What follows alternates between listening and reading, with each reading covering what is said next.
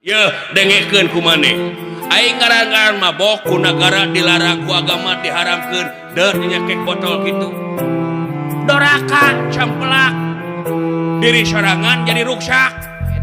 Awak ketelang syara ngaran lemur jadi goreng. Ngegeringan ke awak sorangan. Dengekeun sadue. Susah denge-denge.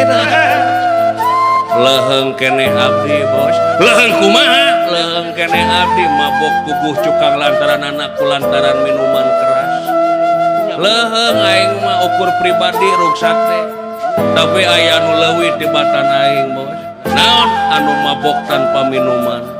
Nah ayanya aya. Naon? Mabok jabatan, mabok kapangkatan, mabok kedudukan. Dan saeutik ayeuna jelema anu mabok kapangkatan kadudukan rahayat jadi korban dengekeun ku sia boy.